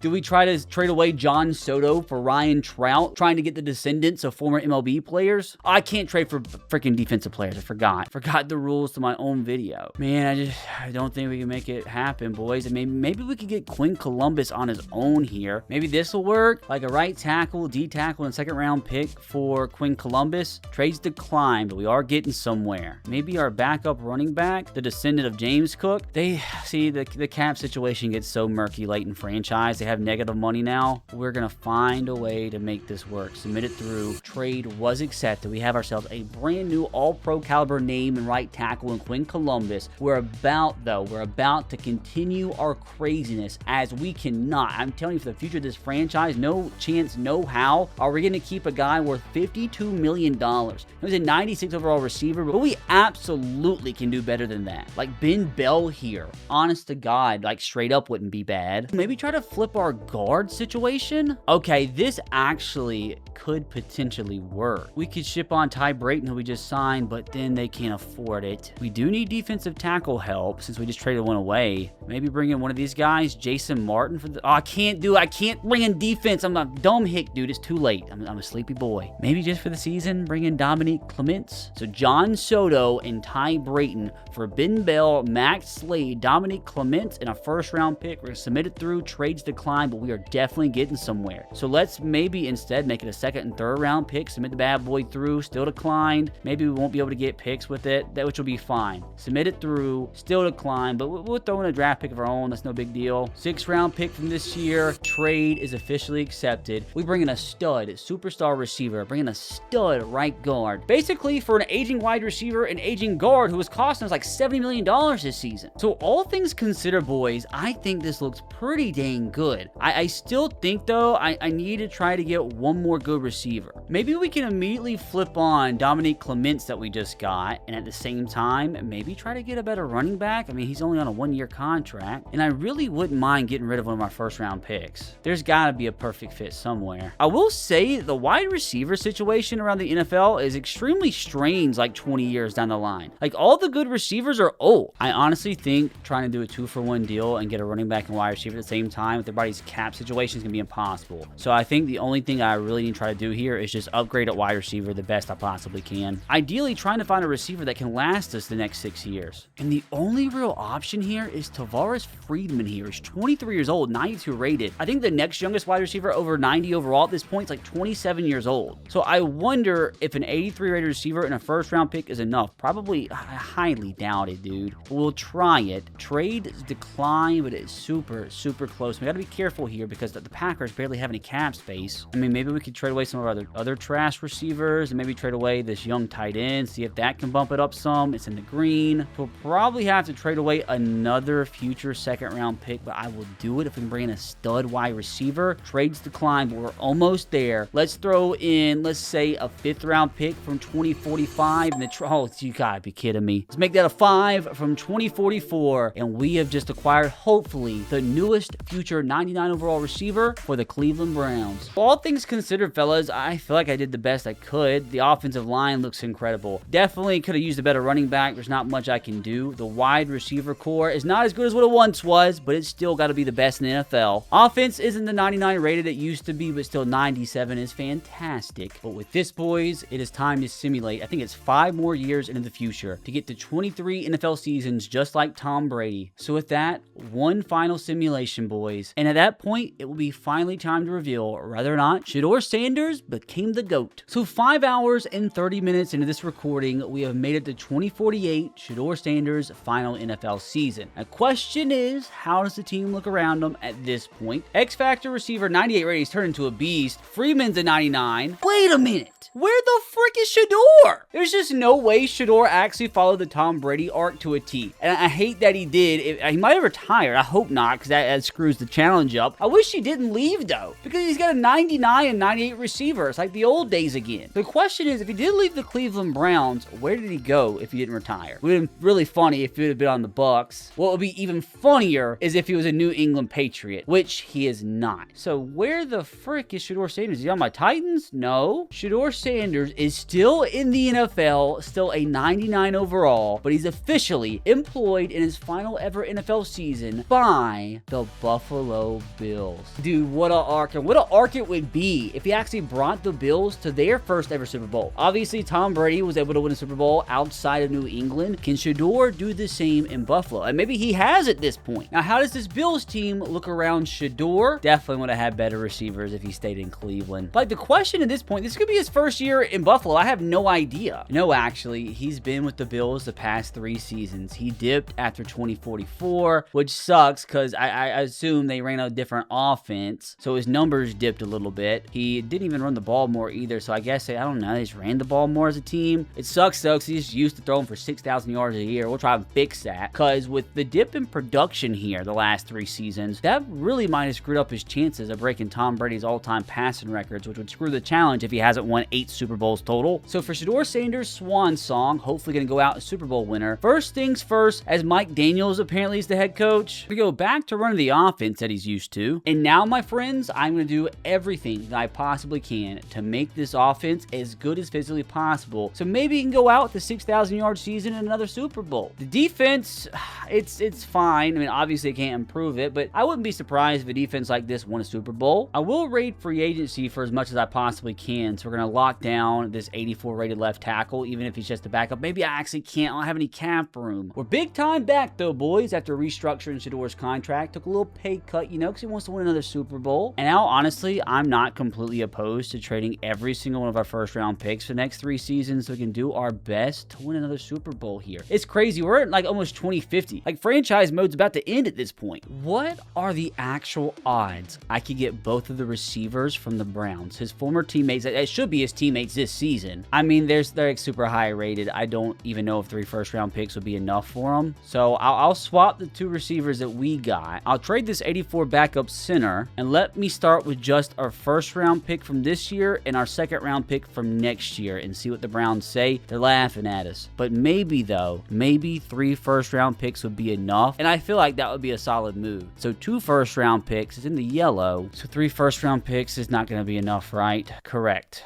Unfortunate. But you know what we could do? Let's just go one at a time and try to get Friedman. Okay, well, that was easy. So that's weird. Got Friedman for Sanchez, Moore, Miller, and a first. I'll say right now, if this trade gets accepted, this game makes no sense at all, because it's the same exact trade I just did, just not combined. So now 2 first round picks for Ben Bell. Okay, so there you go. It's declined. But now I can actually throw in more assets. So maybe a couple of 3rd round picks would be enough. It's in the green. So let's throw in a little defensive tackle. Trade still declined. About this backup will linebacker. Still declined. We're probably going to have to throw in maybe like a 3rd round pick. Still declined. So is that sacks gonna have to be a second. But with this, boys, we have now finally brought in both superstar receivers from Shedeur Sanders' former team. I still have a couple second-round picks, so I still want to try to upgrade the offense a little bit. I want to see if I can maybe get like a mid-90s overall running back. Or what about this 99 overall from the Eagles? I mean, I legit have no idea what is and what isn't possible at this point in franchise, because like the trade logic, it changes as franchise gets like later on. So let's go with 2 second-round picks in this 88 rated running back. It is in the greens. That's actually more promising than what I was expecting. So what if we throw in our backup running back as well? Didn't budge at all. Okay, we do have a 3rd round pick from 2051, which gets the trade a little bit closer. What about our backup quarterback thrown in? I don't think it budged again. Andres Ramirez. Oh, it's so close, dude. Come on, brother. We have got to find a way to get there. Our backup edge rusher. God dang it. I mean, there's just like, there's gotta be a way here. This 83 rated defensive tackle. There it is. Let us welcome a 99 overall running back to Shedeur Sanders' backfield for the first time in his career. And you know what sucks? I made that trade thinking that we could just sign one of these defensive tackles out of free agency, but I can't. I can't control the defense at all. But what I can do is sign a good backup running back since we got the money. I can now, since I also have the money, sign all these backup offensive tackles. Probably do need some more wide receiver depth, but there's some 80 rateds out there. So let's, I suppose, go ahead and sign Santiago Guerrero out of Iowa. I don't really trust drafting an Iowa receiver, but it's a little bit too late. Maybe 23 years down the line, Iowa's offense is completely transformed. And I suppose we go ahead and sign another 80-plus rated receiver, Mike Bronson here. We do need tight end depth, so we'll sign Carlos Escobar here out of Michigan. Why is there so many good offensive linemen available? That's so weird. After all that wheeling and dealing, I think we are finally ready for Shedeur Sanders' final ever NFL season. I mean, I think we've done everything we possibly can, dude. We've given him a 99 overall running back. That's the highest rated running back he's ever had, and the first time he's ever had a superstar X-Factor running back. He's got his 2 old receivers from the Cleveland Browns, 2 absolute studs. Couldn't quite get that 99 overall offense he was used to, but I feel like a 95's fine. Wait, I'm actually being a perfectionist right now. I want to try to get a little bit better. I think we can do better than Santiago Guerrero here. I don't trust an Iowa receiver. I'm going to try to like use all my extra picks to maybe try to get up to like an 84 rated receiver, like anything better than 81. We're actually really close to an 86 here. Backup running back instead. Dude, what the frick is going on? All right, we take that. Offense actually went up to a 96, so we did make the team a little bit better. Hold on, is that who I think it is? Nope. The name is good omen though still, I believe. But fellas,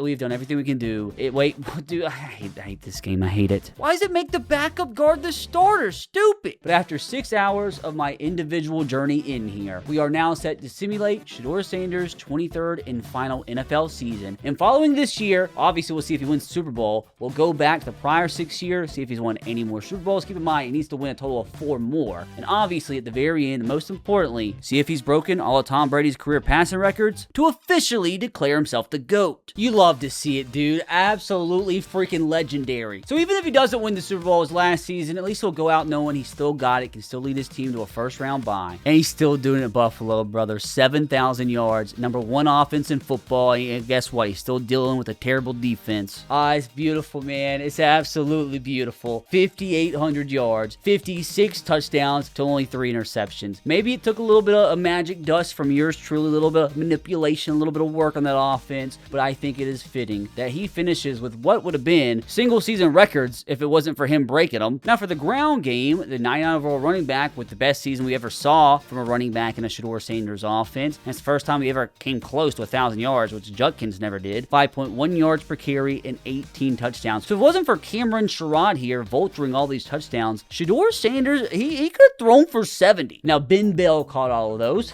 26 touchdowns for Mr. Bell, 1,860 yards. Freeman, not bad. He was a 99 overall, 1,286 yards, 9 tutties. And even Oscar Castillo, who was brought in last minute, 1,000 yards, 5 touchdowns. The tight end here, honestly, put him about the same numbers as what Harold Fannin did. And look at the 99 running back. This definitely was the big difference here. Never saw Judkins put up stats even close to this. Like 648 yards receiving and 5 touchdowns is incredible for a running back. Come on, please tell me we at least get 1 MVP in Buffalo. Oh, I love to see it, brother. He, in his final NFL season, adds another MVP trophy to his collection, which we actually need to go see how many more he won. 18 Pro Bowls for Shedeur, which is not bad at all, eclipsing Tom Brady's record of 15. That's another all-time record in the record book for Shedeur Sanders. Only led the league in passer rating 5 times. It's going to take so long to count these up, dude. 12 MVPs throughout a 23-year career. I think that's a little bit better than Tom Brady's 3 and a little bit better better than Peyton Manning's all-time record of 5. But before we see his career stats and before we see if he's won any more Super Bowls in the prior years, let's go ahead and see if he can end this bad boy off the right way with another Super Bowl. If he wins this season, that'll make it at least 5, and he didn't make it. He doesn't get the picture-perfect ending, nor did Tom Brady. Oh, it does suck.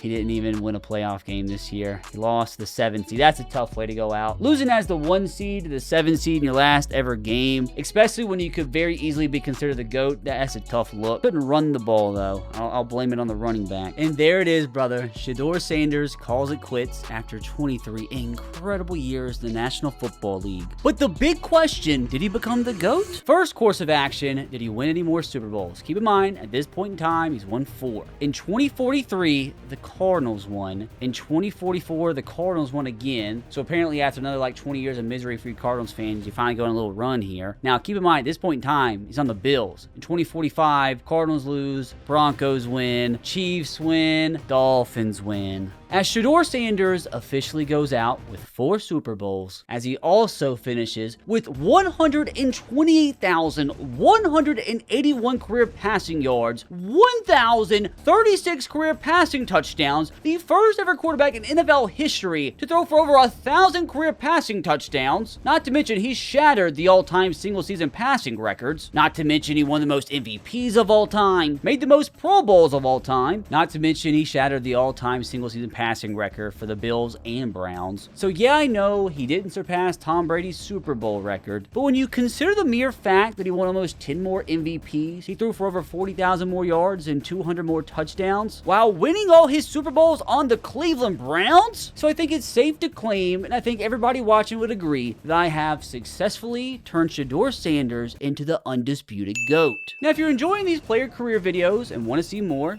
click right here to watch another one.